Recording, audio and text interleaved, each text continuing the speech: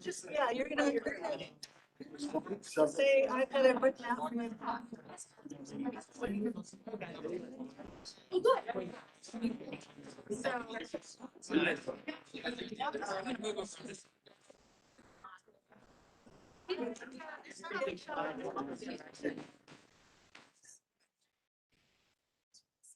Hey, everyone.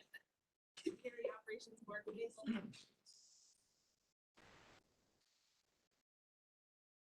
Still, would you lead us in the Pledge of Allegiance? To the flag of the United States of America, to the republic for which stands one nation under God, indivisible, with liberty and justice for all. The board clerk, please call the roll. Mr. Alcorn, Present. Ms. Bailey. Present. Mr. Banks. Bennett Parker. Present. Blumkey. Here. Ms. Crystal. Here. Ms. Franklin. Mr. Kelly. Here. Ms. Lamb. Here. Ms. Lawton.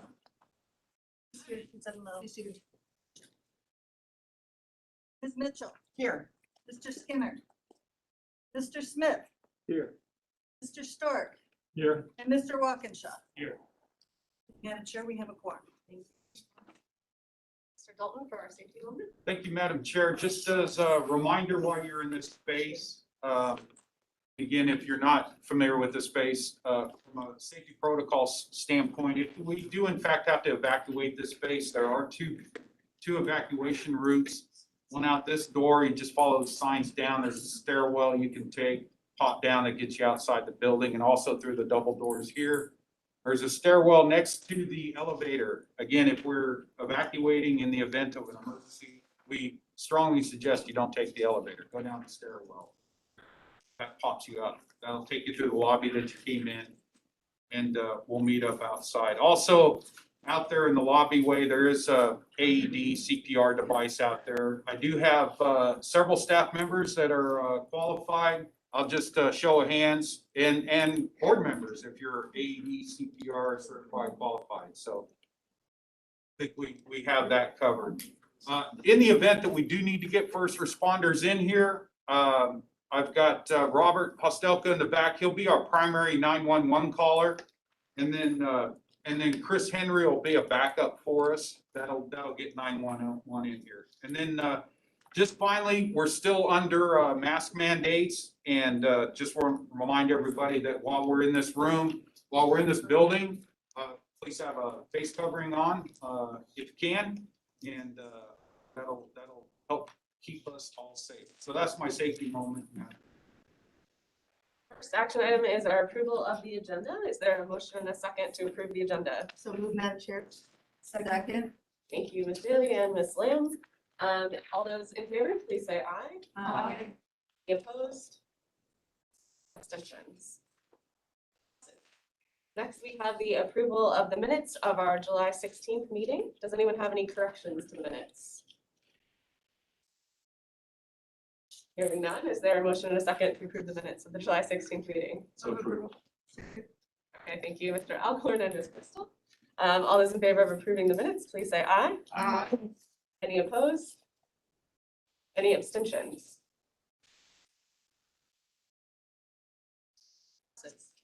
So welcome everyone to our September VRE Operations Board meeting, and hope everyone had a good summer. It's nice to see you all in person again. As a reminder, we are streaming this meeting live on YouTube, and there are mics throughout the conference room, so please keep any side conversations to minimum. However, please speak up and project your voice when addressing the board. Some of you are seated farther away from others from the mics, and it can be difficult for the remote viewers to hear. So I'll try to practice that myself as well. Next up, we have, and our next meeting is October 15th, of course. So I'll turn it back over to Mr. Dalton for CEO report. Thank you, Madam Chair. First thing up, keeping with the safety theme, is just want to make everybody aware that next week is Rail Safety Week. And this is a nationwide effort to draw attention to safety on or about the tracks. VRE has participated in Rail Safety Week with Operation Lifesaver International since they started this in 2017. The first 3 years, we partnered with our host railroads, and we would physically go out to at grade crossings with literature and stuff, and we would safely, of course, interact with motorists and stuff as they come across the grade crossings. And last year, of course, with COVID, we transitioned to a slightly different way of doing that. We, as some of you recall, we put up at I believe seven crossings. We put up variable messaging signs throughout the week with safety messages. And so this year, keeping in the tradition of continuous improvement, this year, what we're doing is a more of a targeted, focused approach, and our audience is teenagers. And our message is simple: only trains belong on the tracks. Okay, so and of course, to reach this impressionable audience, we are taking a multi-pronged approach. We've prepared a 15-second public service announcement that will run on streaming services that are frequented by teens and families who reside in our 9 jurisdictions. Obviously, we've been working with a firm to put all that together. These ads will be, and I know some of us don't like this, but these ads will be non-skippable. Okay, so they'll come, and again, it's only 15 seconds out of your life. Take the message, right? We do anticipate slightly less than about 400,000 views. Okay, so we think this is a good way to penetrate that audience. We'll also take this same ad and put it on social media platforms, and we'll do that throughout the week. These posts also, we've asked the school districts within our 9 jurisdictions to take these ads and actually put them on their social media as well. In addition to that, we have a couple other efforts going on. For example, we've been in contact with Fairfax County, and they're gonna, of course, place this ad on their channel 21. And then most recently, hopefully, most if not all of you received an email last night. If you didn't, check for it. We're also asking you. We've provided you an email that has a toolkit in it. And the first page of the toolkit you see up here, but there's multiple pages in that toolkit. And if you could,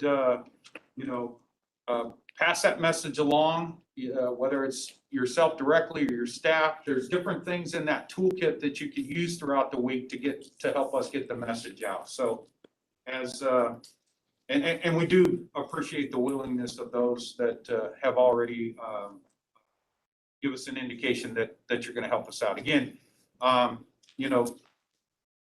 safety is paramount at VRE, and efforts like this, it does take a village to get that message out and ensure that we're being safe. Of course, we are also partnered at various levels with our host railroads in pushing similar messaging out. So didn't want to belabor that, but that's an important topic, and I want to let everybody know. So we'll take that, and of course, take lessons learned from that, and see what we can do next year during the same period. So moving on, monthly ridership for the month of August, a slight increase over July. As you can see, the last couple of months, a gradual uptick. I will still, I guess, coin that as we are gaining ridership back one rider at a time. And that's indicative. Usually the month of August really softens up for us, and it's good to see that the number picked up slightly here for us. In the court, Rich, could I just? Yes, sir. Thank you, Madam Chair. So what percentage of normal August, quote unquote, would that be? And what are we at, 20, 25%, 30? Yeah, so overall, our ridership right now is about 15% of pre-COVID, right? And so this actually went slightly the other way. This actually tipped up. We pre-COVID compared August to August. This actually, on a percentage basis, would have tipped up. But overall, we are about 15%. ridership pre-COVID. Okay. Or down 85%, but you know, I'd rather take a positive spin on it. 15% of pre-COVID. And then subsequently, of course, correspondingly, average daily ridership ticked up as well. On-time performance, as I've been reporting the last couple of months, as we exited May and came into the summer months for various reasons, our on-time performance again is less than our target of 90%. Been going over as I have the last couple of months, going over some details of that. Show that in this graph format. I will point out that the left column on the graph, which is June, we had 22 operating days, and of course, all the way down at the bottom, system-wide, we were at 81%. July, similar results. One less operating day. We ticked up about 1 percentage point. August, one additional operating day or the same as June, and we still were down at that 80% mark. Even the end of August we saw reliability start to tick back up, and of course that has continued for the first half of September. So I take the first half of September and we're at 90% system-wide now. Still a couple of things out there getting us, and of course, particularly the first half of September, the first part of September, we have still been experiencing they're categorized as signal issues, but they're actually signal specific inside the tunnels going into Washington Union Terminal. Amtrak over the last several months has been having, I'll just say, some issues with some infrastructure in those tunnels, and coupled with the weather, and more specifically with the ventilation system in those tunnels. They've been having issues with components, fans and such, and I'll just say it's the infrastructure in there is old, and it's taken them a little bit to remedy that. We got a notification yesterday that they believe that ventilation system will be back up and running, 100% before the close of this week, and then we should start seeing some positive results. What happens though is that when rain saturates or drains into that tunnel's got to breathe, and the ventilation system essentially allows circulation in the tunnel and gets that moisture and stuff out of that tunnel. With the moisture lingering around, it does foul circuits inside the tunnel, particularly circuits that control the movement of trains in there. So again, didn't want to belabor that, but as you can see, that's about what we're down to now. We still have seen some other random issues out there, but those are manageable. The more infrastructure related issues are also, they're manageable. It's just taking a little bit extra time. So, all right, moving on. My project spotlight this month is the Crystal City Station. And I picked this one because over the last several months, there's been, some developments, if you will, on this particular project. So just as a point of reference, we are at 30% design, and with the NEPA under review by FTA, which essentially means the preliminary engineering and survey geotechnical is completed. We are considering this project for a GMGC delivery method similar to the Alexandria Station.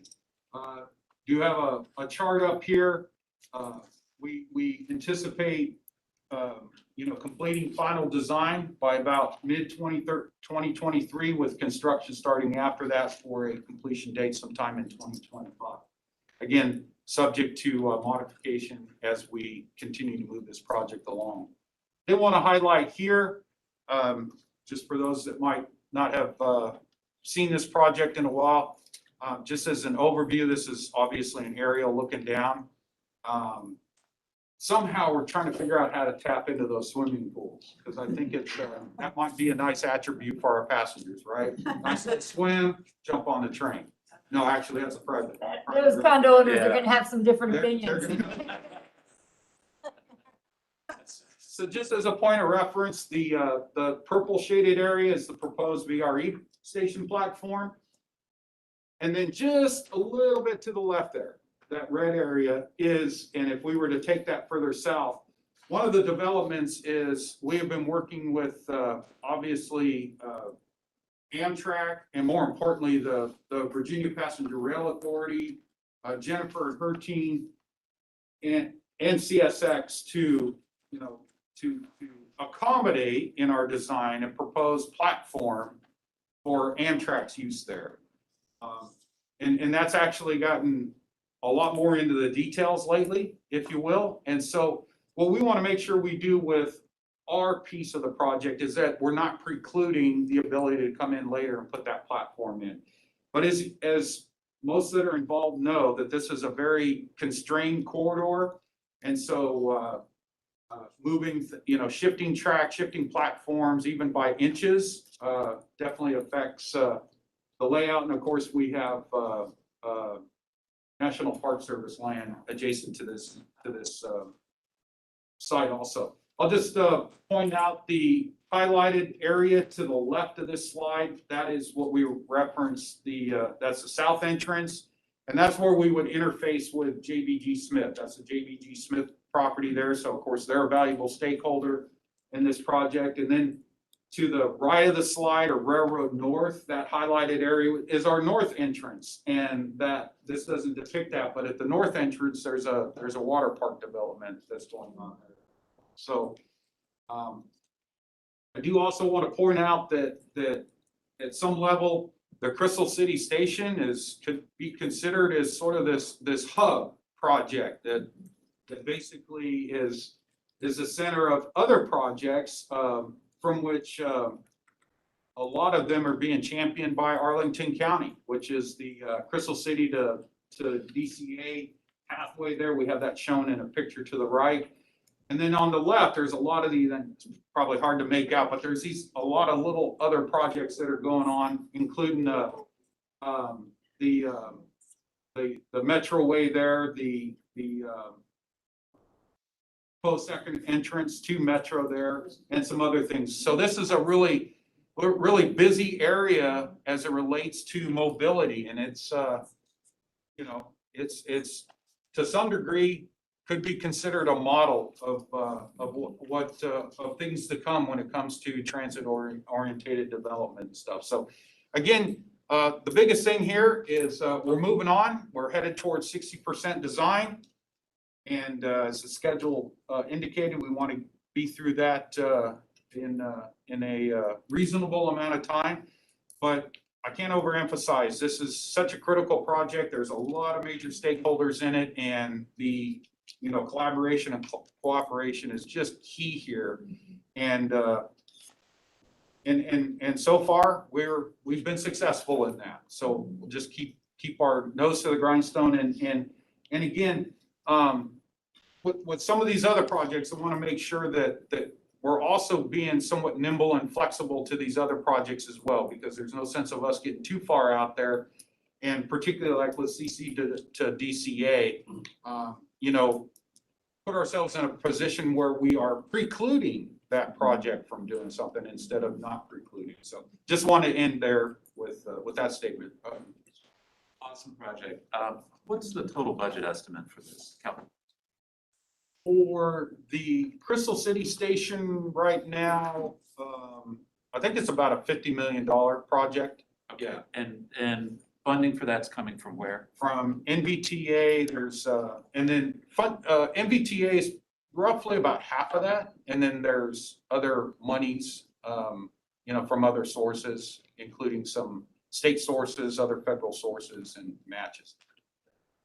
If I may just add to that, Please. that's being leveraged, as you might imagine, considerably. So the JBG project that Mr. Dalton referred to is, of course, private development. They're seeking to build out what they'll describe as a purpose-built train station. So we'd connect to a physical building. The CC to DCA project is at least at this point, conceived of a variety of funding sources from some state monies to local dollars, and some private.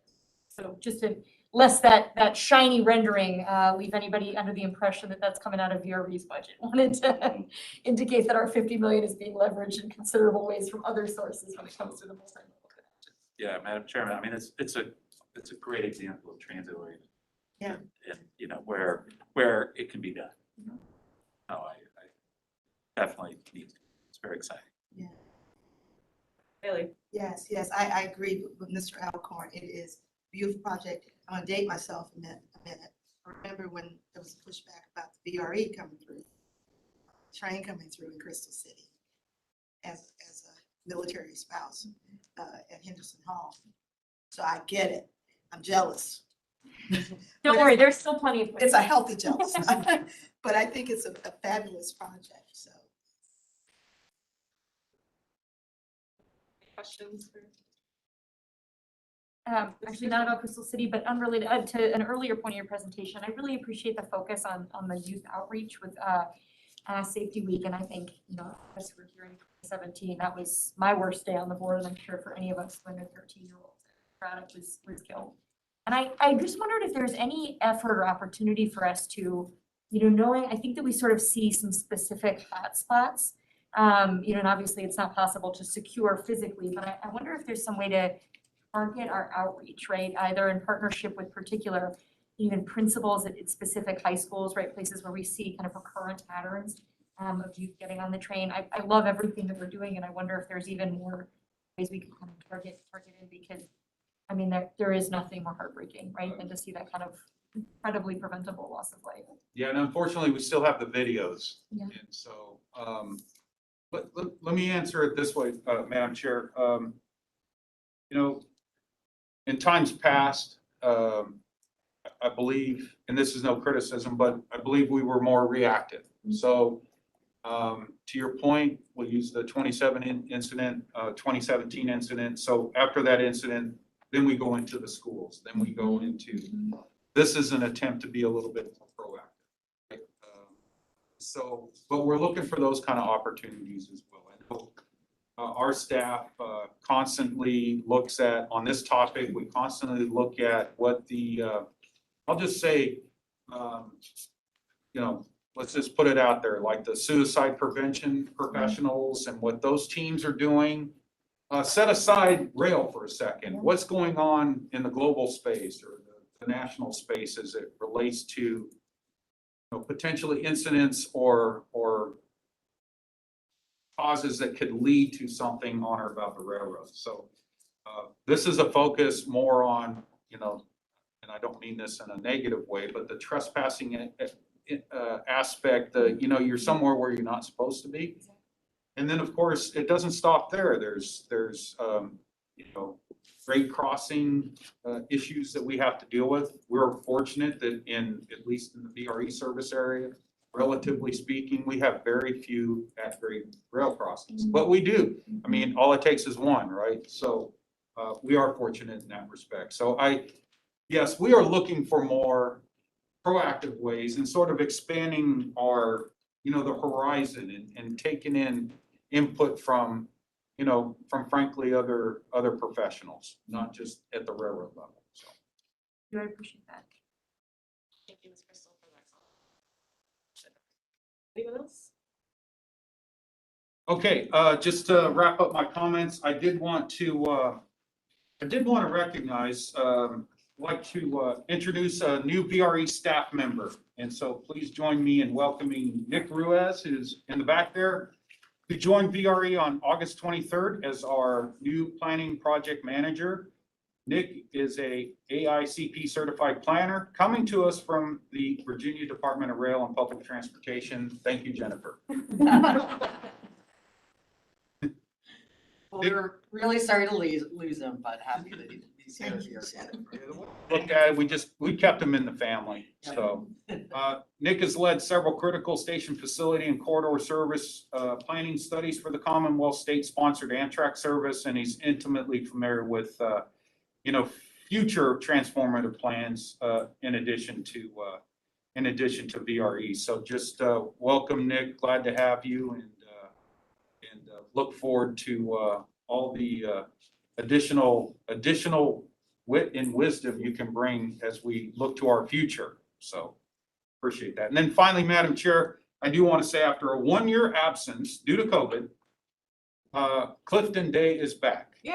Yes, so VRE will be providing, not only is Clifton Day itself back, but VRE will be providing service once again for this excellent community event sponsored by the Clifton Betterment Association, which is a great organization out there. And if you've never been to Clifton, Virginia, just a beautiful. The event will be Sunday, October 10th, and this will be the 53rd year the event has been held. More information about this event can be found on our website. So that is the end of my report, Madam Chair. Any other questions or comments? A little enthusiasm for Clifton Day and welcoming Nick. So with that, we'll move on to VRE riders and public comments. Public comment continues to be taken electronically. The period for written public comments opened 1 week ago today and closed at 8 a.m. this morning. We received one comment last night, and that will be forwarded to all the members and will be attached to the minutes of today's meeting. And we do appreciate that comment and we'll consider it as part of our updated system plan 2040. While we encourage members of the public to view these proceedings on our live stream, this meeting is still open to the public. And do we have any members of the public who would like to comment this morning? Being none, we will move on to our action items.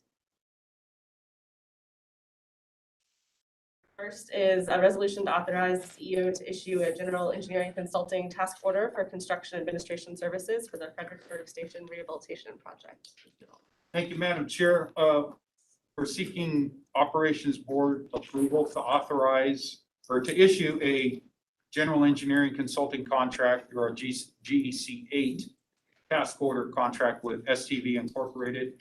And this is for the construction administration services for the Fredericksburg Station Rehabilitation Project in the amount stated in the resolution, plus a contingency for a total amount not to exceed $422,433. So let me just state that the scope of services here is not unlike other projects where design is complete, and now this is contract administration. So we keep the firm that is the designer of record on board. And then so as we go through the procurement process, as we go through bringing on a contractor and as we go through the work, if there's any need for clarification of specifications, if there is something that has come about that is different than the specifications and stuff, we have that contract administrative services on board to assist us, and more specifically to assist the contractor. This one's a little bit unique in that this is a rehabilitation project, and so we've outlined the scope and we've outlined what the level of effort is, but frankly, when you get into rehabilitation projects, sometimes they are less, sometimes they are more than what you've determined. So this is a valuable piece to us. So that's the service part, but just as a reminder of what the overall project is at the Fredericksburg Station is the key part of the project is currently there are 2 platforms. They're about 400 feet long. And then with some, I'll just say to the south, there is some remnants of a previously used platform. We're going to come in there and rehabilitate that about 125 feet on both sides to effectively extending the length of those platforms.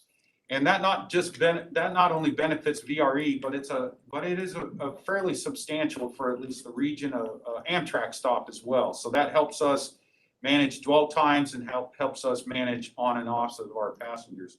This project will also do across the station what we'll refer to as some dental concrete work. Part of that work was done in a previous project in 2011. This project will take that effort on and further touch different elements of the station. And then finally, the other element of the station of this project is because we are extending the platform still left effectively, or rehabilitating the platforms to where you can use, we're going to add a set of stairs coming down off that east side platform, down into a parking lot there. And the positive benefit of that is we will reduce the number of people that have to cross Princess Anne Street there, and which is a safety mitigation as well. So that's my summary, Madam Chair. Thank you, Mr. Dalton. Is there a motion and a second? So moved. Thank you. Motion by Mr. Kelly, seconded by Ms. Lamb. Are there any questions or comments on the item? Mr. Storr. What's the total cost of the project? The total cost of the project estimated right now is right about $5 million.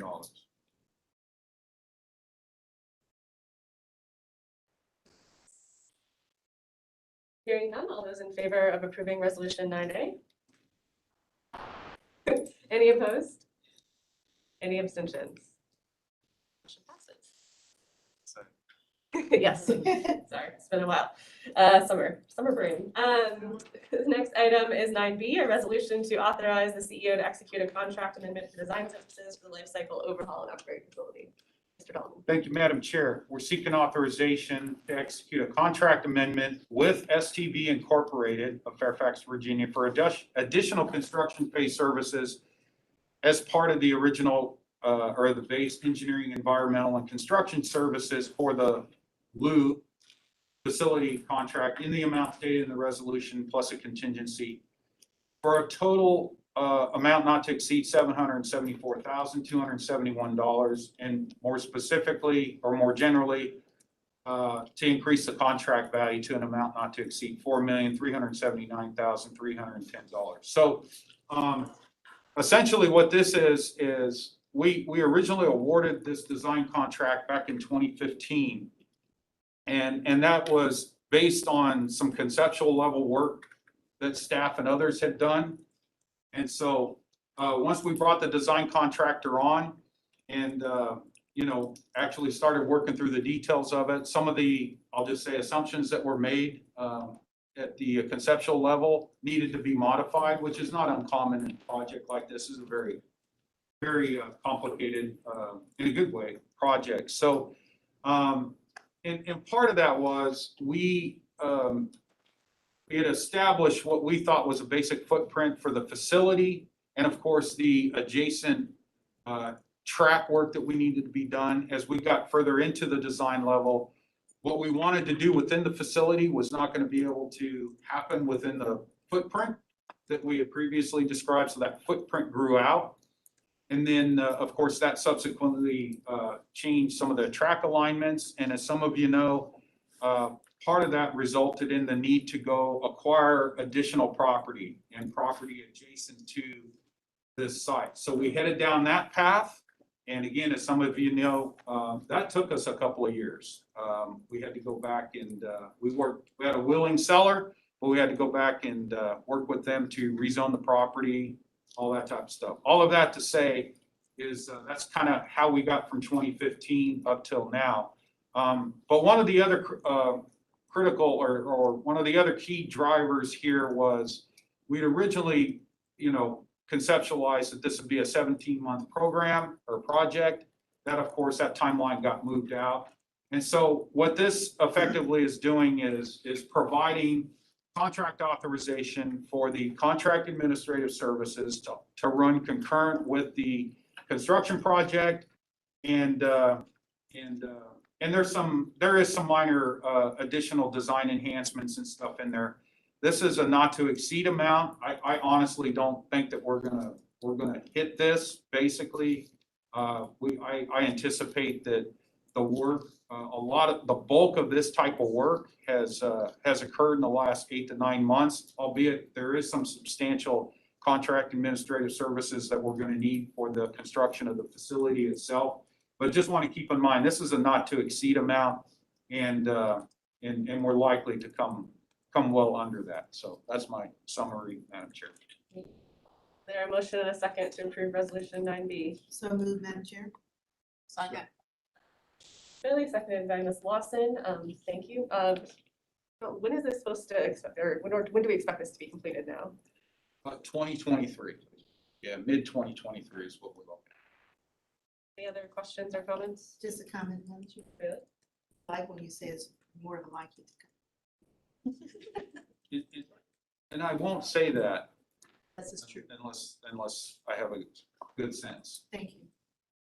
Madam Chair, based on what Ms. Bailey said, could you just, in your notes for after 2023, make sure you bring that back to the board to say we bumped up against it or we ended up saving? You know, we rarely hear about those things, but we know they exist. So that would be helpful. That's a great point. Actually, if you don't mind, Madam Chair, as a staff, some of us, we feel because of a lot of activity is going on out there. And we are moving from a lot of design efforts into a lot of construction efforts. And I've committed to standing up I'll come up with a different name for this, but essentially a postmortem report. So we'll come in at the conclusion, once we commission a project, and we'll come in with just a brief report to your point, Supervisor Bonke, that let's look at not just, let's look at scope, schedule, and budget, right? What was the variation of the scope? How did we vary on schedule? How did we vary on budget? And use that, we sit here and we benchmark different other elements of these projects, compare from a ratio standpoint, compare costs and all that kind of stuff. But that actually tees us up to compare, the results or the performance of the project. So I didn't mean to elaborate on that, No, but that's good. that's interesting. We have just been talking about, a few of us have been talking about that the last month or so. So. Thank you, Ms. Bonke, for the, Ms. Bailey. Yeah, I really do appreciate my colleague mentioning that. And what you did last year, give us a little snippet of that last year. So I think it does tee up for us to be, in terms of continuity. We didn't get that, but I really appreciate Ms. Bonke saying that. Thank you. Comments? Okay, motion on the floor. All those in favor, please say aye. Aye. Any opposed, please say nay. Abstentions.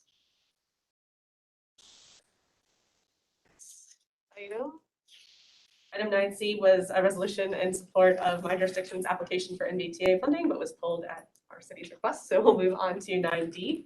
A resolution to recommend the commission's authorize the CEO to amend a site license agreement for real property at the VRE Leland Road Station. Thank you, Madam Chair. So we're seeking a recommendation to the commissions to authorize the CEO to execute an amendment to a site license agreement with GTP Towers One LLC of Delaware. This is formerly Mid-Atlantic Tower Holding Company for property use for a communications tower at VRE's Leland Road Station to provide an option to extend the lease for each of 6 additional 5-year renewal terms and make changes to the rent payable to VRE. So that's the resolution on the table. Let me just kind of unpack this a little bit. You probably didn't know that you have a communications tower out there that you have some ownership in. Let me just start with overall, from a communication standpoint, VRE operates a two-way VHF radio system, and this came about in post 9/11. So from a communication standpoint, and VRE put this in place. Started about in the 2007 timeframe. The system was put in place, I think finalized about 2010. But so when VRE was putting this system in place, we were looking for communication towers to hang our equipment on. And we were able to find some locations in Alexandria, close to our headquarters, and we were able to find a location out near Fairfax Station to where we can hang some communications equipment on. We could not find anything similar along our Fredericksburg line. So after communicating what was Mid-Atlantic Tower at the time, our interest in, hey, some tower space, we can hang some communications equipment on. That's when those discussions happened and said, hey, well, if you have some property, we'll come, give us an easement to that property and we'll come build a tower. And you can put your stuff on our tower or on the tower and we'll rent out some space or whatever and we'll pay you essentially. So that's how this, and I'm oversimplifying it, but that's how this deal was originated.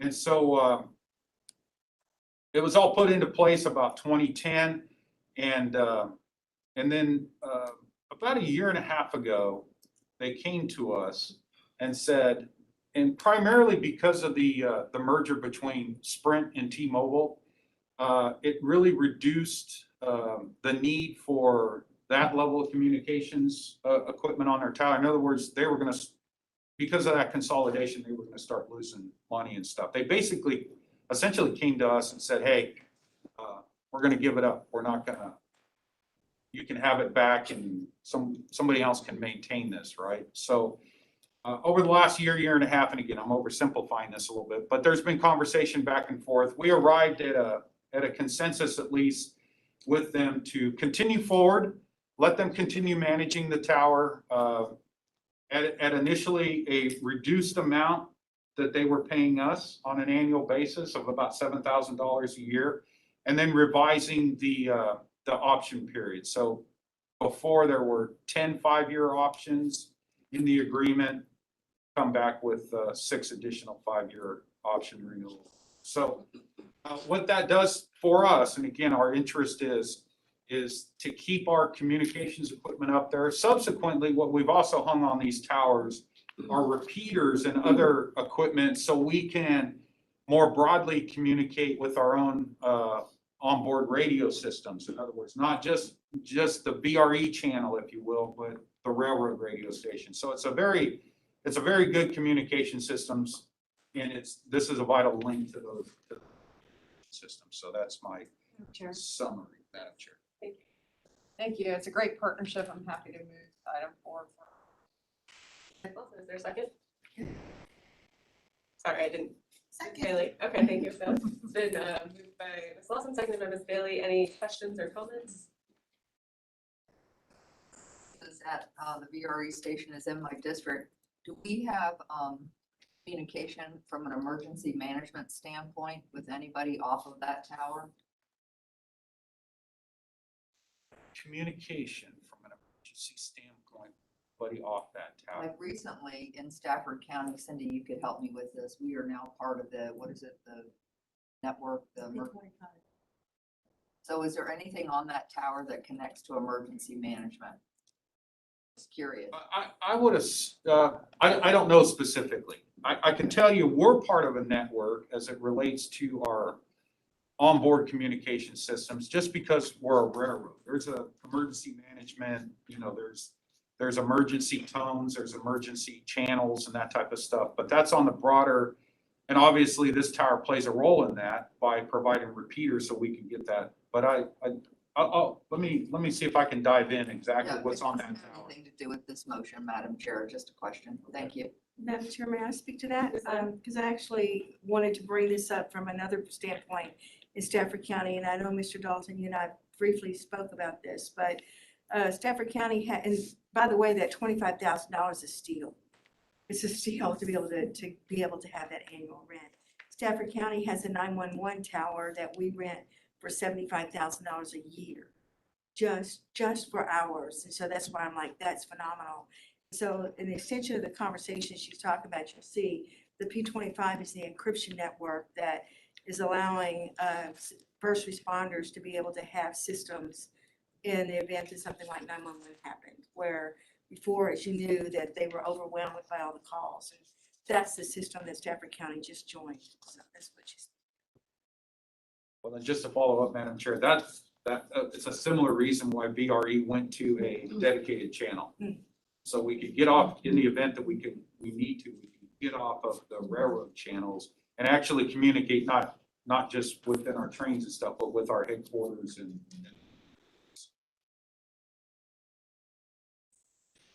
Are there questions or comments? None. All those in favor, please say aye. Aye. Any opposed, please say nay. Any abstentions? Motion passes.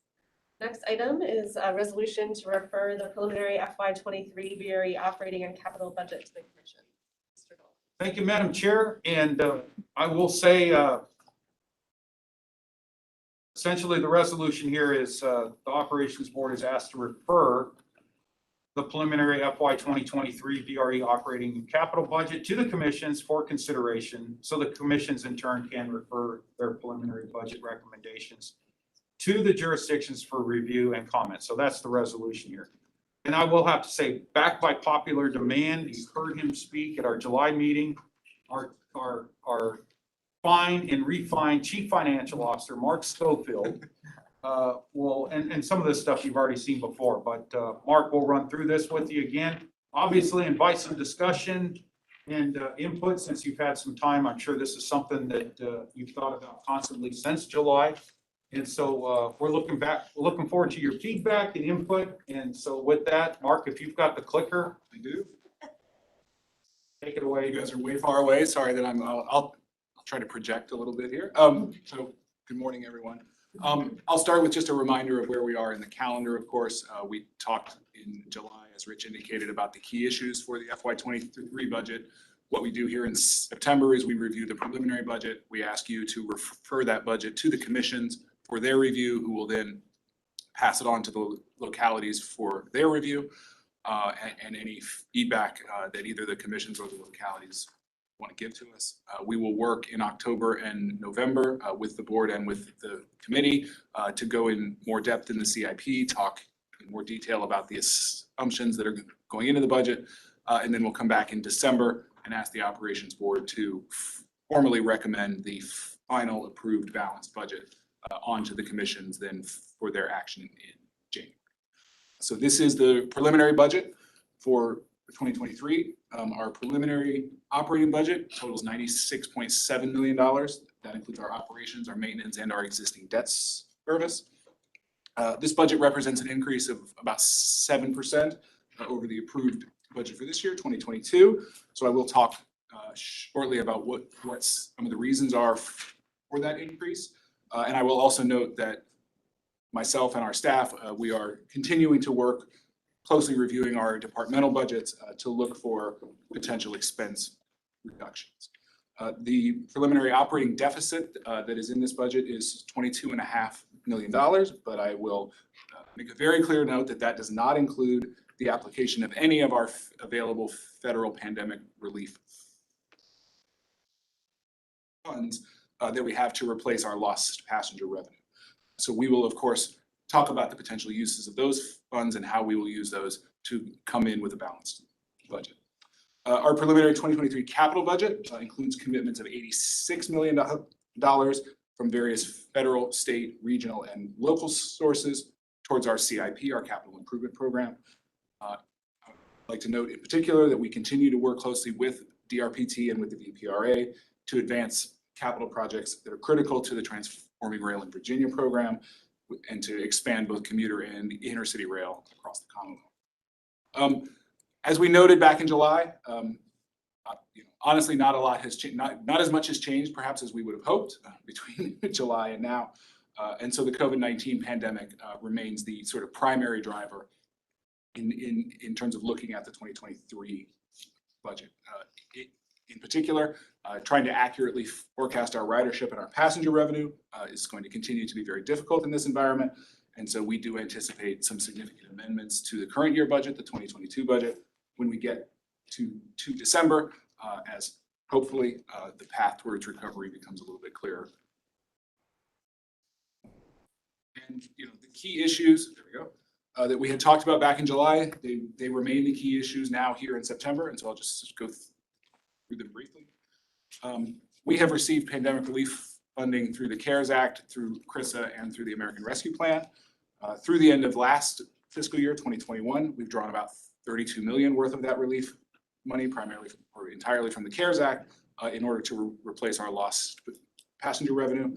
Our current year budget, 2022, anticipates using approximately $54 million worth of that relief money.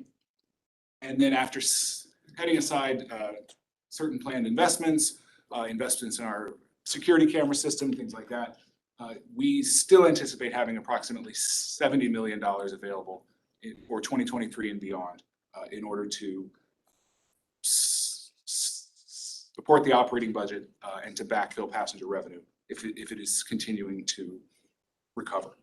And so again, that $22.5 million deficit that we have showing in the operating budget at the moment for 2023. That does not include any application of these relief funds. We hope to squeeze that deficit down over the course of the budget process, but we have sufficient monies available to backfill that deficit. When we come to you in December, we will show the application of that money and we will come to you with a balanced budget. So let's talk about ridership then. As we've discussed, ridership and fare revenue have been slower to recover than we had originally projected. As Rich indicated earlier, daily ridership remains in about that 2,500 to 3,000 riders per day as of early this month. And we had previously anticipated or hoped for a bump in ridership Labor Day. That has not materialized, and many organizations are now targeting more of a late 21 or early 22 return to the office. And there is still significant uncertainty in terms of what long-term changes there may be in how people work in the office, how they commute, things like that. We have had a history, even pre-pandemic, of having sort of higher ridership, Tuesday, Wednesday, Thursday, lower ridership on Monday, Friday. I would anticipate that we would see that pattern become even more stark. And we may see changes as well in the types of media, passenger fare media that our customers purchase. If they're not riding as much, they move from a monthly pass to a 10-day pass. So we have no idea how any of that is going to turn out yet. Something that we're going to have to watch over the coming months. So our preliminary 2023 budget assumes average daily ridership of 8,000 trips per day. And again, we would hope that would be an average across the year, lower at the beginning of the year, higher by the end of the year.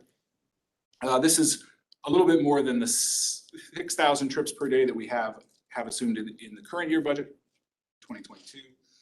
And it honestly reflects, that we are, I would say, almost a year behind where we hoped we would be a year ago. 2023 is honestly, at the moment, budgetarily, looking quite a bit like 2022. So now let's talk about jurisdictional contribution and passenger fares. Obviously, we are going to be exploring a wide range of options to attract our riders back. But ultimately, those passenger fare revenues are critical to our long-term sustainability and our financial management. So our preliminary budget here for 23 maintains passenger fares at their current levels. As we discussed in the context of the 2022 budget, we think that both raising fares and lowering fares are not likely to have positive impacts. Raising fares, I think, could potentially generate negative publicity and rider sentiment. And at the same time, it's not apparent at the moment that fares are what is driving people's decision not to ride. It really is the ability to work from home, and many of our riders do have the transit benefit of it. So we would think that lowering fares in the current environment would be unlikely to drive significant additional riders and would only increase the operating deficit. Given this uncertainty of ridership recovery and just where we're projecting that we're going to be, we do expect to ask the operations board in December to waive the fare box recovery requirement that we have, as we did in the 2022 budget. So now turning to the jurisdictional contribution.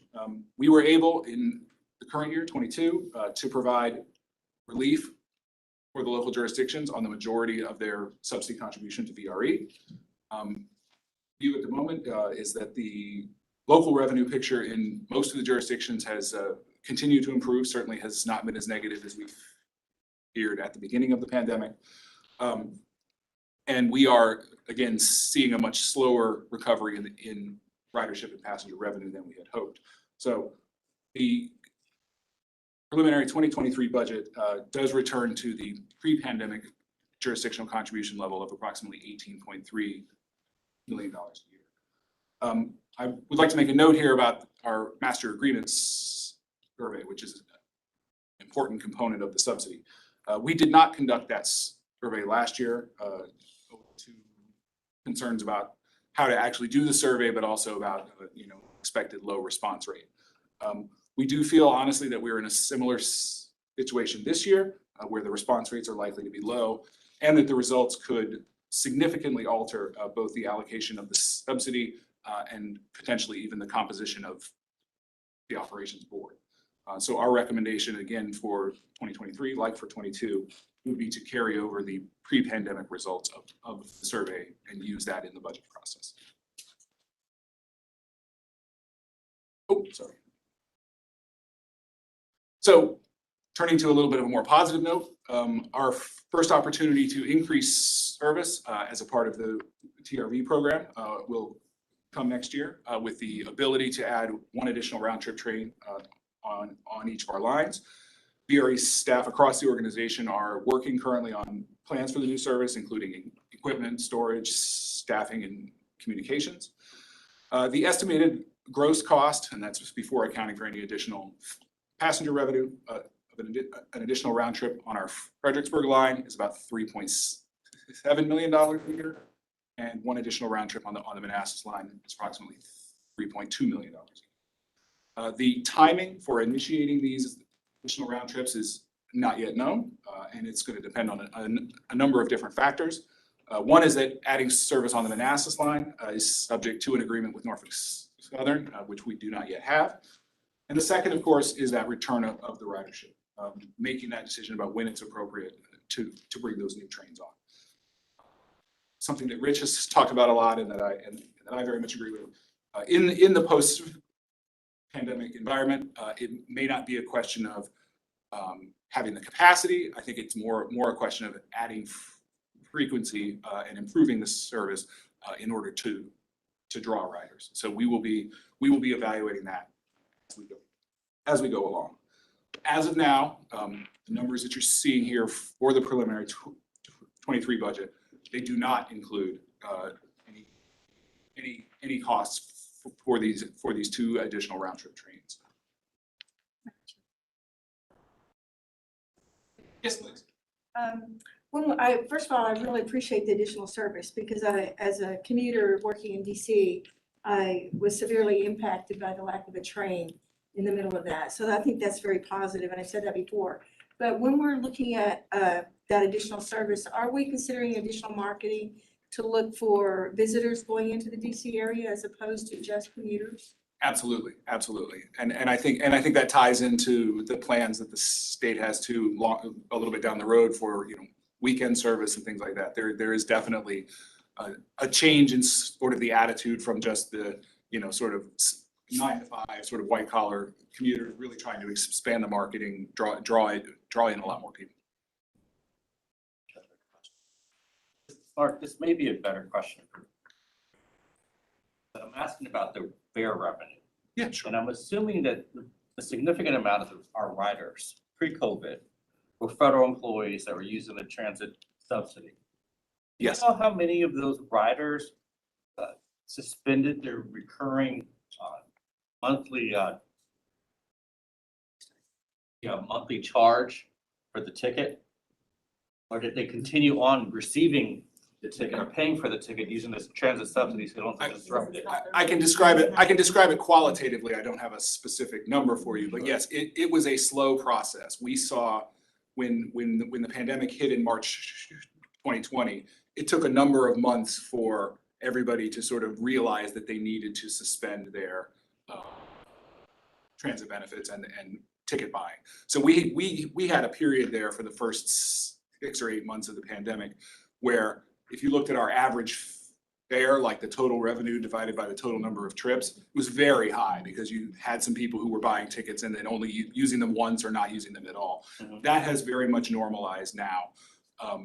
Prior to the pandemic, our average fare was about $10 a trip.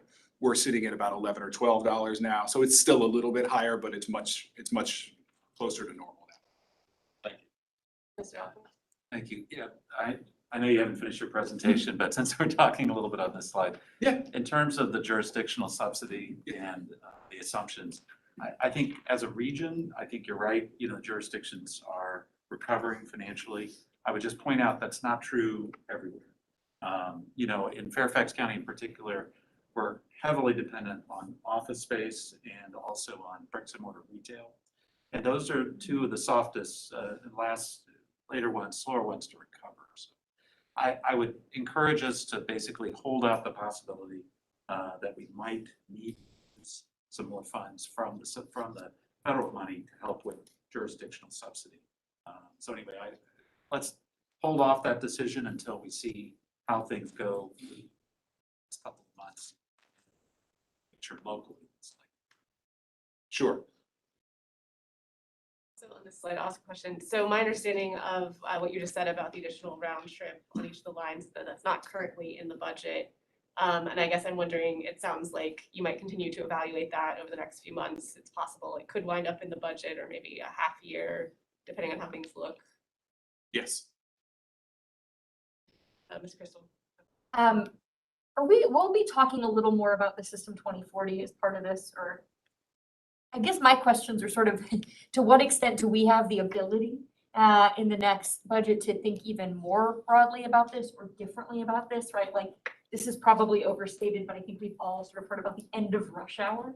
And I think it would be opportune if we could to think about that in the next, budget cycle or thereafter. I'm also highly aware that we're constrained by capacity on the Long Bridge, what our post railroads can allocate to us. And so I think I'm trying to get a beat on to what extent do we even have the running room to think more creatively about that ahead of something really transformational like the Long Bridge project.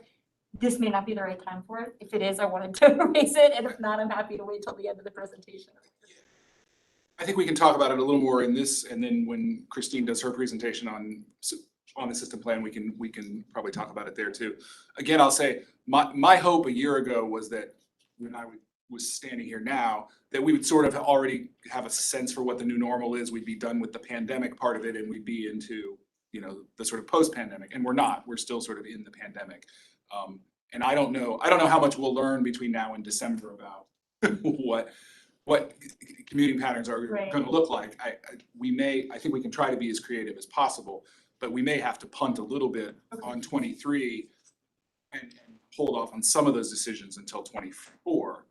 I just because put a we finer don't- point on it, like could there be an opportunity, I mean, literally, logistically, in terms of what we would have access from the host railroads to run, but could there be an opportunity for us to do something like run one or two trips bi-directionally, or a midday trip, for example? Again, not the full realization of our plan for 18 years from now. But could we use, I mean, recognizing how down our ridership is, how we don't have necessarily a lot to lose, right? Is there an opportunity to, I don't love this word, but for lack of a better one, pilot some sort of out of the box options like that? Or do we just feasibly, we couldn't do that because even if we were ready to do it tomorrow, CSX and Norfolk Southern would say, I don't have the midday slot for VRE. Rich, I don't know, do you want to talk about what sort of, like I said, I know you. To ask someone who. Rich has obviously been in the room talking with them, and we have gotten, we've made a lot of progress in terms of the schedule optimization Yeah. and the ability to add these round trips.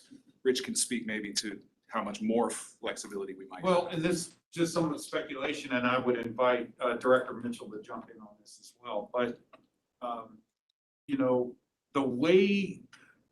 the way that these service plans, at least these initial service plans, have been modeled, at least for the post-acquisition phase 1, phase 2, which is over the next decade.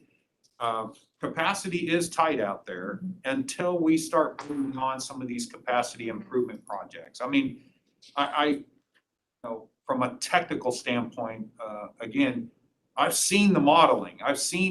There are conflicts out there. I mean, this is real, and it's between VRE, between Amtrak, and between the freight service. If I was to just close my eyes for a second and go, hey, what might be some near-term opportunities for us? Those near-term opportunities could likely, and don't, if you will, don't hold me to this, and if Director Mitchell wants to kick me under the table, that's what I do. But maybe some level of weekend service. Because let's look at it more holistically. the congestion is out there, and it's out there right now. And in the weekend service piece, or the weekend congestion is definitely pre-pandemic. I mean, it's out there right now. And so I say that to some degree being a little selfish, just because, for VRE weekend service, I've got the equipment. I can go do that, right? It's a couple extra crews, so from that perspective, I get it from a rail capacity perspective, that's still a little problematic, but that might be a little easier to deal with. But keep in mind that weekend service, at least on the Fredericksburg side, pending agreements with NS, it's only 4 years away in the current plan, right? The other thing that has been some discussion too is really,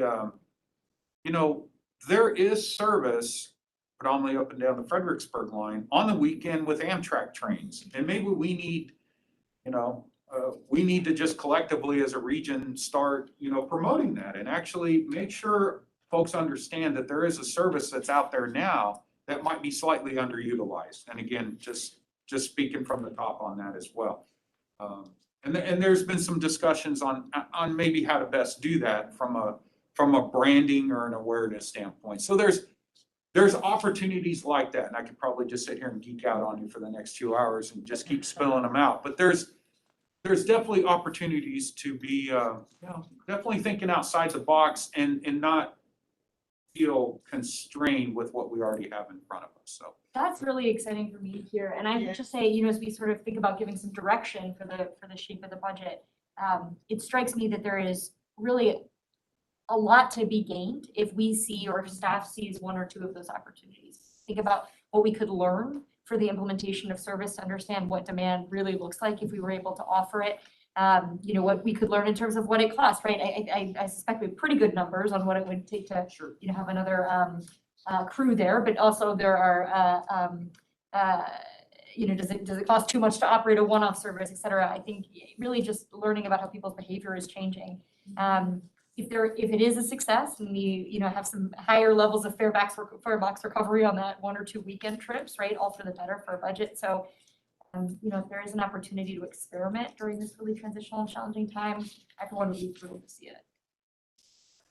Last person, then Mr. L. Thank you.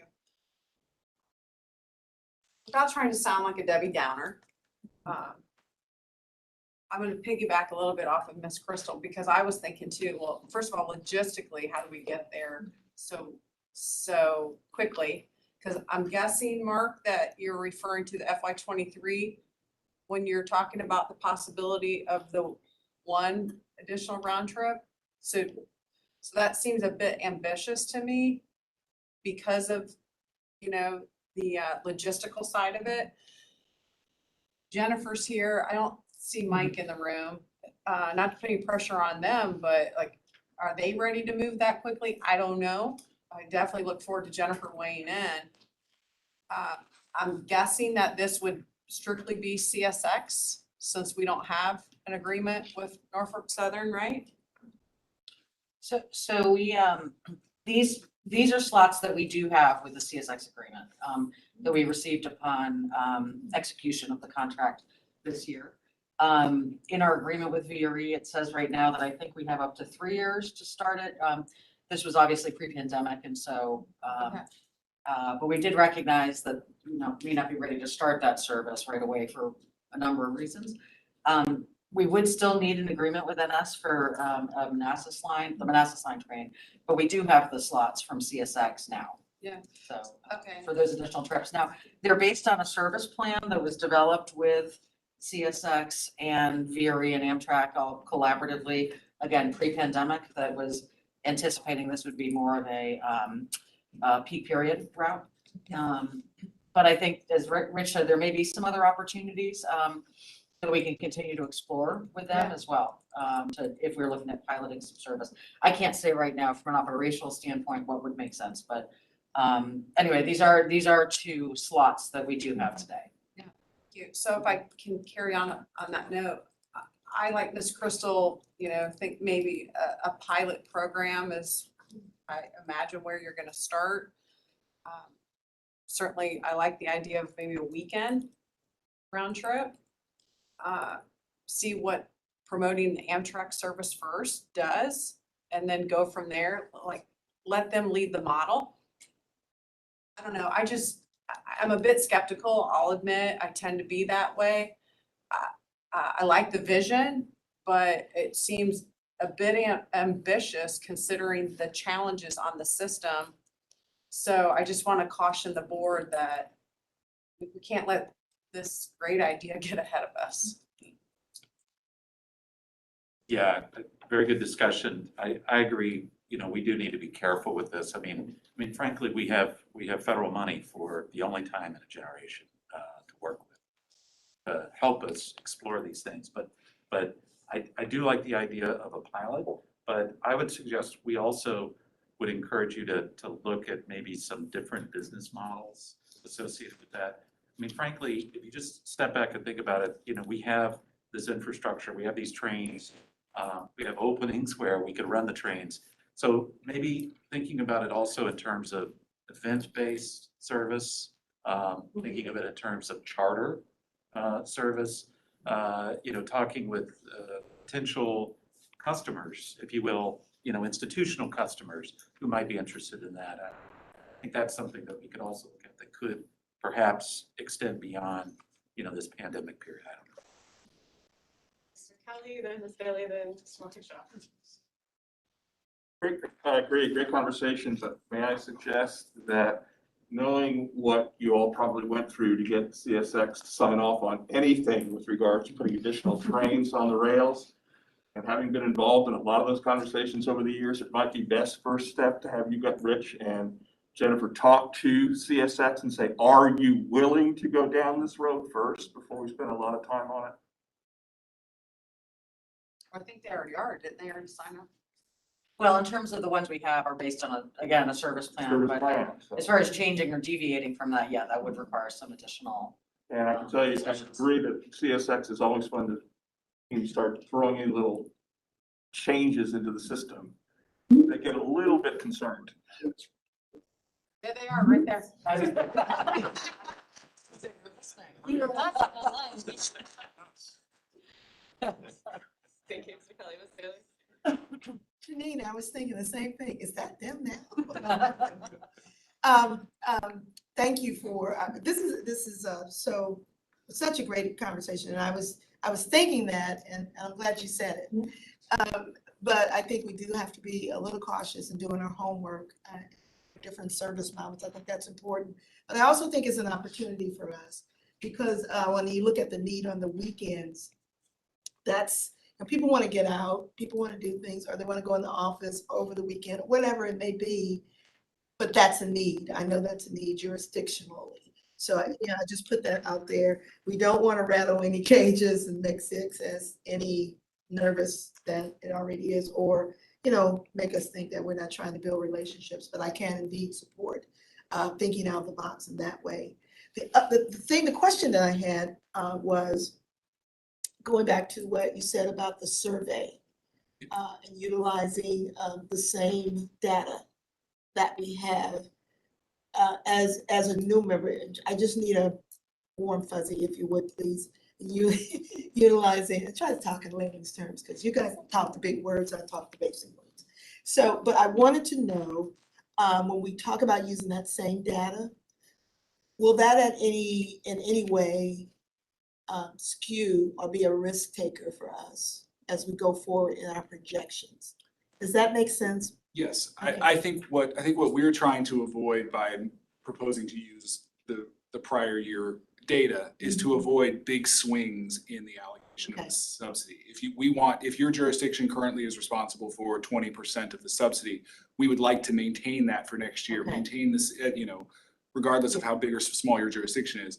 I think if we were to do the survey now, given the low ridership and the low response rate that we would expect, you could see very big swings. Okay. And so maybe Manassas Park would all of a sudden, triple or quadruple Okay. their share of the subsidy, and we wouldn't want to see that in the near term. I'll be here. Yeah. And as I mentioned, again, because composition of the board is also determined in part by that. Yes. That you could also see, changes in that, again, based on a survey that we're not necessarily confident in the validity. Yeah, I just need to hear you say, the reasoning. Sure. Thank you so much. Thank you, Madam Chair. Mr. Funky. Thank you, yeah. I have a slightly different take on the additional round trip. And I think it's actually really important that we try to move forward on it now.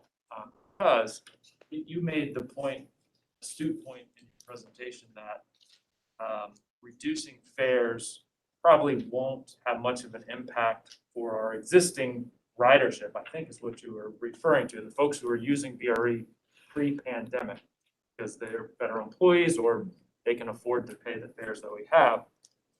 But one of the things we have to acknowledge is that those riders are not all coming back, or at least they're not all coming back 5 days a week, because they now have more flexibility and we don't know exactly what it will look like. So we have to attract new riders just to return to our pre-pandemic baseline. I think that's our reality. And so the question is, how do we do that?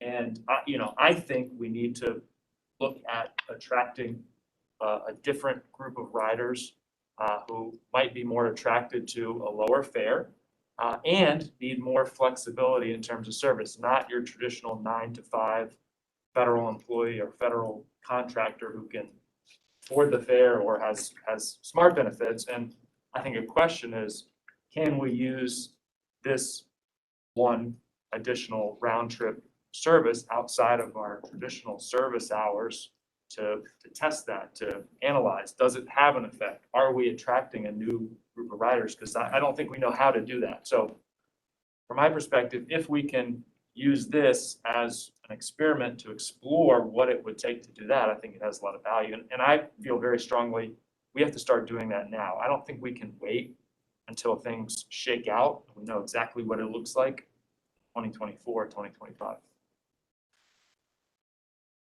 I neglected Ms. Lamb earlier, so I'm gonna go to her first. Then Ms. Funky. I get to go? Yay. And so, no, I mean, I didn't realize I wasn't getting your attention, so my apologies. Mr. Walkinshaw, that is exactly what I wanted to bring up, is that no one likes transformation, but when any business is in a case where they need to look for additional revenue or different, whatever that transformation needs to be, then it takes us as a group to be that open-minded group. The purpose of a pilot project like Ms. Crystal is talking about is perfect because that allows us to flex it out. I completely trust Ms. Mitchell and Mr. Dalton to be able to work through the technical details because they absolutely understand what you're talking about with all the issues with CSX. And I think it's an opportunity for us to give direction to them, is that we want to be open-minded. We want to provide that direction as a board to start looking for those additional riders and whatever that looks like. And so I support the idea of a pilot project using those particular ones. I don't know what it's going to look like. None of us are. It's not our forte, right? But I just wanted us to continue to be open-minded and continue to look for additional ridership, knowing none of us know what the future is going to be. So, thank you. Thank you, Ms. Lamb. Ms. Funky. Yes, I just want to echo what Mr. Walkinshaw and others have said, and Ms. Lamb, I guess coming from looking at our jurisdiction in Stafford County, when we have 60% of our people that commute north, and they're not doing that now, many of them are like, wow, we have these opportunities to go north with our families on the weekends, and all the places I've never had to show, had an opportunity to show my kids, or my, the grandparents are all trying to live closer to their children now. This is a wonderful opportunity to make this happen. And I just think it's a phenomenal idea because, as you know, all the people that commute, some of you in this room don't want to get back on the highway on the weekends. But now it's, while there's not as much to do in Stafford as there is in Northern Virginia or Richmond, here is a classic opportunity. And I really feel like what Mr. Walkinshaw and Ms. Lamb said is we need to move now. I don't think we should be waiting around to see if there's going to be another pandemic that's, behind the Delta variant for next year. We've got to start moving in that direction. On-time performance, and I don't mean to be a Debbie Downer to this pilot program, but it's a concern, right? Because on-time performances for the past 3 months have consistently been below our last year or pre-COVID. So in looking at the factors for on-time performance and why it's low, the signal issues has been in the top two. And so the concern is probably a question for Rich is, if we do encounter a signal problem, I know from riding the train, when there's a signal problem, sometimes an engineer or a staff has to actually go out to the signal and repair it, or sometimes you need to work with other people to fix it. It takes time. If we're doing something that's outside of the normal workday hours, is there staff available to make that repair? Or is it gonna take longer to repair because it's outside the normal work hours? And also, if we don't improve our on-time performance, we're gonna lose our regular riders during a regular schedule because of go to other options. And as well as this new pilot program, people will begin to be upset because the on-time train performance is low. So this is a question for Rich in terms of, do we have staff to make those signal repairs when there's an issue during this pilot program hours? So, yeah, let me answer that. So, surprised I'm gonna say this, but fortunately, we operate in a freight corridor. And because of that, with the exception of some very extreme cases, and particularly around the holidays is what I'm talking about, they may blank some jobs. In other words, on the CSX and the Norfolk Southern side, they may blank some jobs, some midnight jobs, if you will, out there. But because, say it the second time, we operate in a freight corridor, there are signal maintainers, there are maintenance away people, they're out there outside of our normal operating window because they are servicing the freight train. So I don't necessarily see that as being an issue. Let me go back to your comment about signal issues. Yes, we've been having some signal issues, and of course, those result to some degree in congestion and train delays. Where we're down to now is simply just, as I mentioned before, are the bulk of those signal issues, and frankly, the bulk of them throughout the summer have been at Washington Union Terminal, getting in and out of there. And as I explained earlier, I'm cautiously optimistic, but there has been a lot of work performed on those systems, and I think we're finally coming out of that a little bit. All of that to say, your point is taken. I mean, we as a staff, I mean, safety number one, of course, but system reliability is right there, right there with customer service and stuff like that. We get that. I wanted to also just circle back to a little bit. I just want to make sure, keep in mind that in the current service plan, we do have,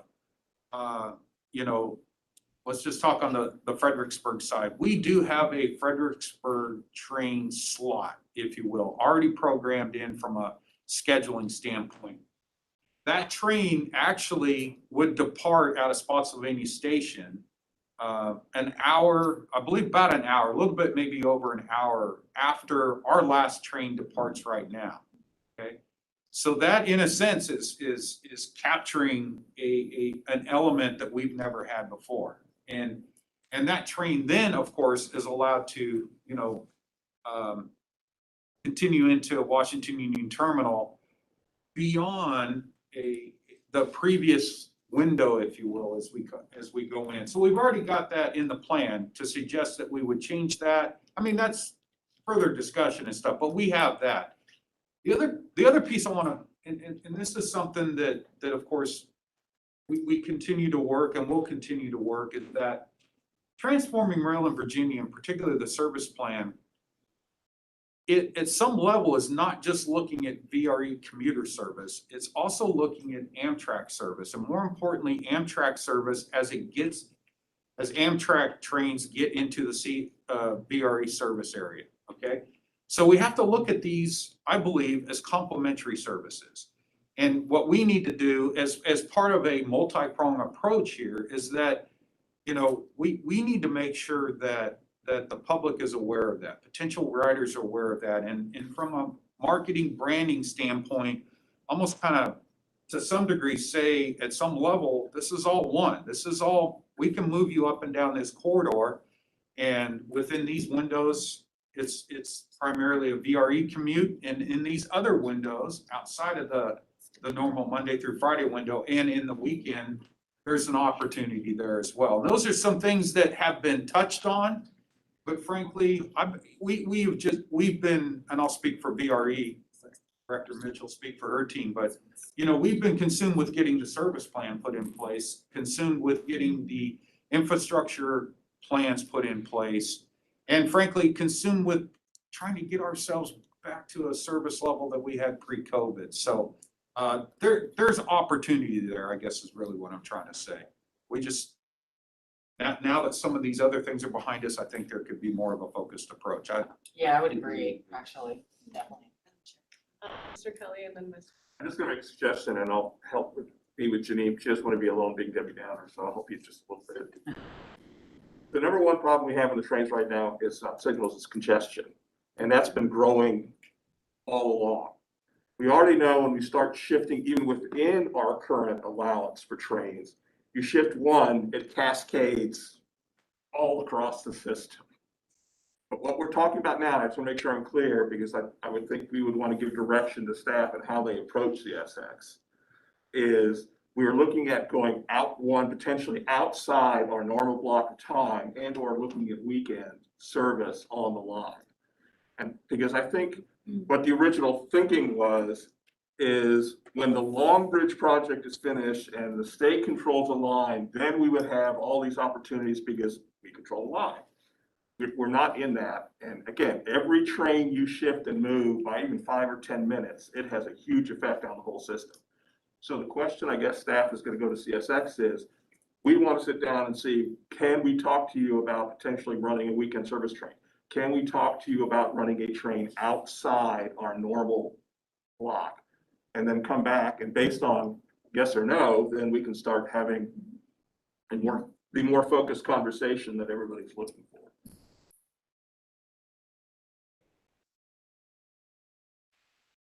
Lawson and then Mr. Stark.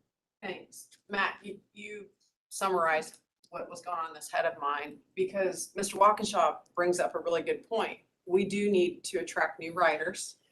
Mr. Alcorn brought up an excellent point about the event centers. Of course, the first thing that went to my mind was like Capital One Arena, weekend sightseers. I think all these points are excellent.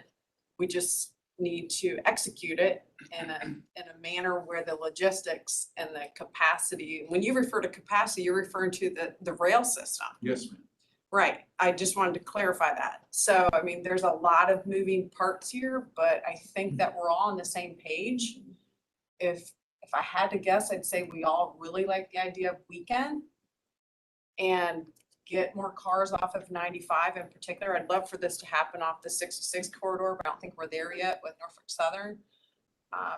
But yeah, I didn't want to be a total Debbie Downer. I just think that there's hurdles we have to clear.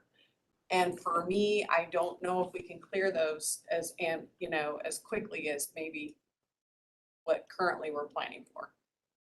That's where Jennifer and Mike really come into. I think I'm hearing general, I'll give it over to Mr. Stark in a second, but I think there's general consensus over exploring these possibilities and understanding that yes, they might not be possible, but at least let's take the opportunity that we have to see what we could potentially do. Mr. Stark. I think the discussions have been awesome, and I think the points have really shown as a board, we have, I think, a lot of the perspectives that we need to have, and I particularly value the different perspectives because I don't have quite the same history and experience that some of you have, so thank you very much. I think the other thing I would add to it is, my concern would be, once we make a commitment like that, it's incredibly difficult to pull it back. I think we all recognize that as well. So as we move towards, go, no go, how do we do it, et cetera, probably the most important thing to me as part of that understanding is what's the true marginal cost of adding that particular line this weekend or an additional line during it. I mean, we obviously have a huge fixed cost with anyways, but adding one more train and, see is that the fuel or the people, et cetera. I would want to make sure I understood that true marginal cost and look then in turn at what is the subsidy that we would be expecting or anticipating doing in order to do that. We obviously have a huge subsidy now. We're all, at least I'm nervous about where we're going and what that means longer term. Because we don't know where we're going to be in 2 or 3 years with federal support, et cetera. And so I think those are my cautions, if you will.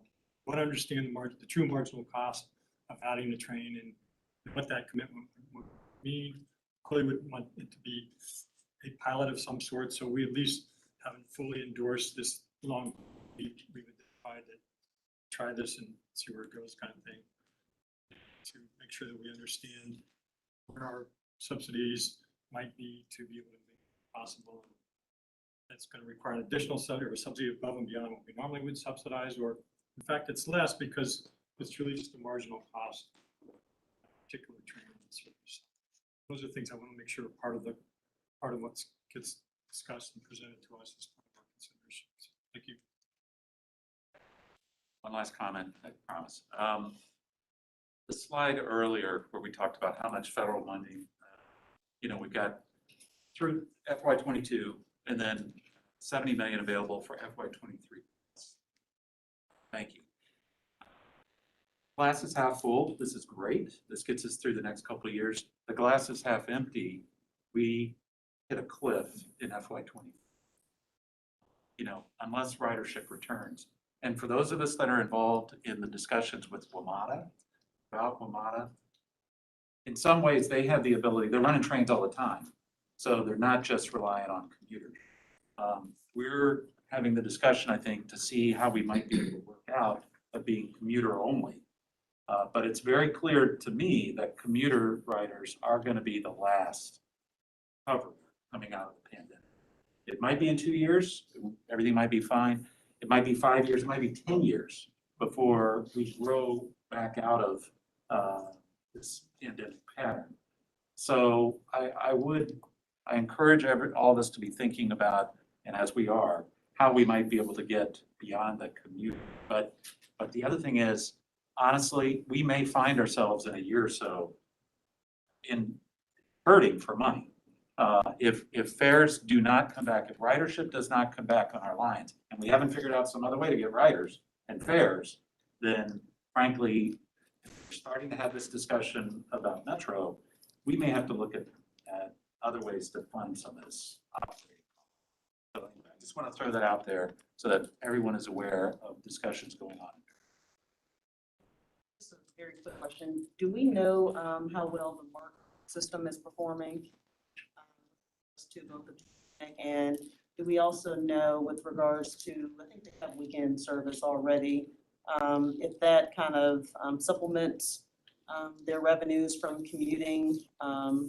Because it seems to me that a weekend service, depending on how much that would cost, could actually help VRE in terms of ridership and hopefully revenue. Let me just state, just generally commuter rail systems across the US that have weekend service, that's actually the part of their business that they have seen return to normal. It's the weekend service.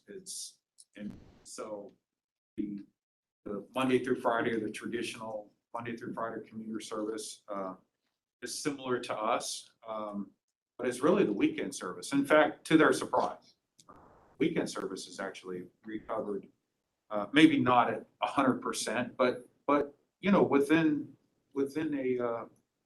a short distance of recovering pre-COVID. And in some cases, and I know there's one property in New York, just north of New York, that actually has seen their weekend ridership above pre-COVID levels. So MARC specifically, I think they generally trend that way, but it's been probably about a month and a half since I've actually looked at their data. But Monday through Friday, they're similar to us right now because they're affected by essentially the same things that we are in this region. So that's a great question. And then just very quickly, if we were to do weekend, by the way, I'm super supportive of this. I've been talking about weekend service for a while, obviously outside of COVID, but do we know, would it be full service in terms of every single stop, or would it be, could call it a rush hour service, or, express, thank you, express service? What we currently have laid out in the service plan, and the service plan contemplates weekend service. That's one element of the Transforming Rail in Virginia service plan. We do have, there are you know, several slots, but it's you know, it's a couple, 2, 3 trains, I think, northbound in the morning, couple, 2, 3 trains southbound in the afternoon. And part of that, that's essentially a place to start. Part of that is modeled after the traditional commute window. And part of that too is to, you know, take into account that, you know, in accordance with the service plan and the timing of that, I mentioned it's, you know, it's 4 or 5 years away. Long Bridge is still not going to be built by then, but there's some other infrastructure improvements that could be completed by then, or actually have to be completed by then in order for that weekend service to happen. So that's already sort of contemplating what level of capacity is needed out there to operate those trains. So again, that's a starting place. Okay, I think Mr. Schofield, we interrupted your presentation. Well, we're clearly primed for the discussion about the system plan, so I will sort through my last 2 points so that we can get to it. So I had mentioned the level of the operating expense budget. So our current year budget, the 22 budget, was held nearly flat to the previous year, to 21, through a combination of internal management actions and some favorable contractual and economic projections. What we're seeing are increased costs for 2023, not due to any one silver bullet, but due to a number of different factors. That includes higher diesel fuel prices, increased host railroad access fees, in particular the fees that we pay to Amtrak, which are determined in part by the Northeast Corridor Commission, increased salary and benefits costs, and we also have reinstated the 2% budget contingency, which we had eliminated from the budget last year. As I mentioned, though, as the budget process continues during October, November, we will be looking for expense reductions, looking for contingencies that we can reduce, looking for contracts that we can renegotiate, all in the service of bringing that operating deficit down so that we can reserve as much of our pandemic relief money as possible. I don't have a ton to say about the CIP at the moment. We will dive into the CIP in more detail in October and November. I just want to highlight 2 things in particular. One is, as Rich has indicated, and as I've mentioned too, we have sort of moved out of a sort of planning and design and grant seeking sort of world and into a world of construction. And so what's happening this year is actually the obligation of a number of funding sources that we had been awarded in previous years. That includes regional CMAQ money for a number of projects and state smart scale money for a number of important projects. And then, of course, we also have our commuter rail operating and capital fund. As you know, we've been having that sort of parallel discussion to the budget about the commitment that we've made using those funds to TRV, both through a debt issuance and through pay-as-you-go capital.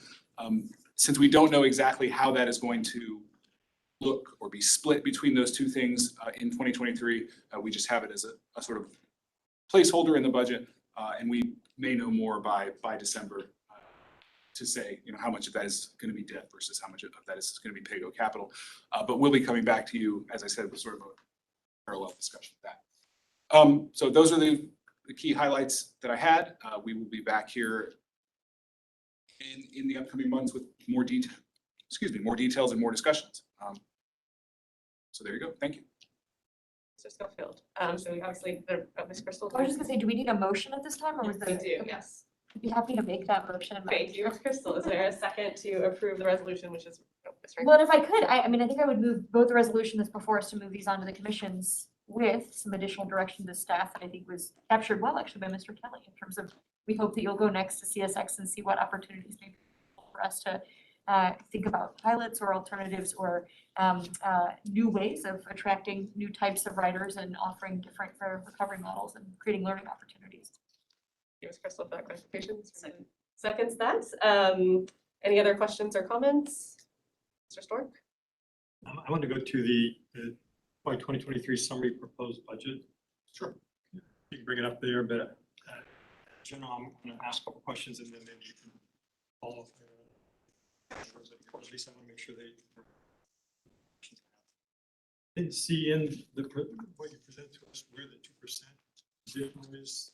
Since I didn't know if that's under a particular line item that says, Yeah, that would be under the first line there, non-departmental operating. okay, So we can break that out if that.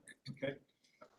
Then the next line down, or 2 lines down, is general counsel. I know that we general counsel for VRE development went up dramatically, and I'm trying to understand how that fits in with the allocation, that the reserve that we may have had for legal fees, if those two are the same and they fit together, or is it a separate category? So this is the whole general counsel departments, so there definitely are other costs in there besides just, Steve, there's the cost for outside counsel, things That's like at that. least, by my calculation, it's at least $200,000 or $300,000 in additional costs. I don't know what that is, and how it is, and even if you have a staff person, it seems high, so I want to understand that better. Sure. Maybe you could break that down. Then the mechanical operations, I know those went up significantly. Understand the general comment that was made, but I don't understand those specific sub items might be for that. So if there's some place that I could go to find that, or something in general you would have. Sure. And I would go the same for project development. I know that there's additional projects, but it's not clear to me what percent increase, what that is accounted for, that's determined. 4 key questions I wanted to have. So We will get those additional details to you. sometime the next week, Yes. Yep. By next Friday. That's fine, just a good approximation. Thank you. I brought this up earlier. I would like to ask that the language that goes to the commissions acknowledge that the impact of the pandemic on local governments and the jurisdictional subsidies still we probably need a couple more months to figure that out. So if the language could be softened a little bit, basically that not assuming right now that it's definitely going to be, what the subsidy was a couple of years ago. That would be my, let's give ourselves a couple more months. And it may be likely that it's okay, but I don't want to go. I would accept that as a friendly to the amendment. I would just, to clarify, I think I'm hearing you right. This is certainly the idea of using the 2019 ridership numbers, subsidy allocation percentages would stay the same. It's just, are we comfortable returning to the same subsidy levels in terms of us collectively Correct. subsidizing? Okay. Correct. Ms. Bonke? Yes, I just wanted to make sure, and I'm sure staff will, that Supervisor Stork's comments would be circulated to all questions. Thank you. Thank you. Okay, so we have a motion by Ms. Crystal, seconded by Ms. Franklin. All those in favor, please say aye. Aye. Any opposed? Please say nay. Any abstentions? Motion passes. We do still have several other items on our agenda, including spending authority report and a system plan 2040 update. However, for scheduling purposes, it would be advantageous if we can move our closed session up now. So at this time, I would entertain a motion to amend our agenda accordingly to. So moved. Thank you, Ms. Bonke. Seconded by Mr. Alcorn. Okay, at this point, I'll turn to Ms. Law. For a motion. John, can you advance to Oh, so yes, thank you, Ms. Lawson. Okay, so we should probably vote on that first. So all those in favor of amending the agenda, please say aye. Aye. Any opposed? Abstentions? The motion passes. Ms. Lawson. Thank you. Pursuant to the Virginia Freedom of Information Act, I move that VRE Operations Board convene a closed meeting for the purposes of discussing one personnel matter related to the performance of the Chief Executive Officer, one matter involving the acquisition of real property, public purposes, including and rail equipment storage, where discussion of public adversely affect the bargaining position, negotiating strategy of the commission, and it would be the investment of public funds related to the provision of commuter rail services where competition of bargaining is involved, where it's made public, where if made public initially, the financial interest of the commission would be adversely affected in consultation with legal counsel concerning the terms and conditions of an agreement for the investment of such public funds. Do I have a second? Sorry, that was actually what you should have said. Do I have to say? That's fine. All those in favor of the motion, please say aye. Just want to mention, I have to leave here at 11 o'clock, so public session that I need. Thank you for that, Mr. Storr. Okay, so all those in favor said aye. Any opposed? Abstention? Passes. We are now in closed session.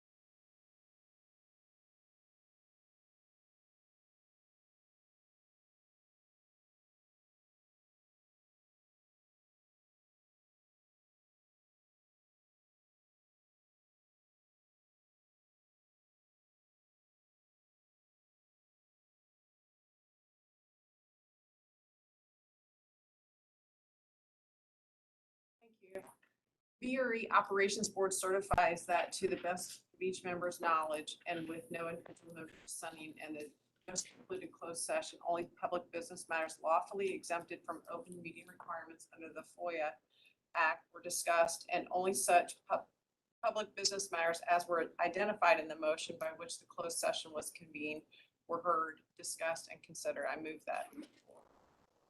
Okay, there's been a motion by Ms. Lawson, seconded by Mr. Walkinshaw. All those in favor, please say aye. Aye. Any opposed? Any abstentions? Do any board members or have any remarks or announcements to make at this time? Hearing none, we are going to postpone our discussion of the System 2040 plan to our October meeting, and we will now adjourn if there is a motion and a second to adjourn. So move, Madam Chair. Thank you, Ms. Shelley, seconded by Ms. Lamb. All those in favor, please say aye. Aye. Yes, meeting is adjourned. See you all in October. Thank you so much. Thank you. Oh my goodness. So funny. We changed. Thank you so much.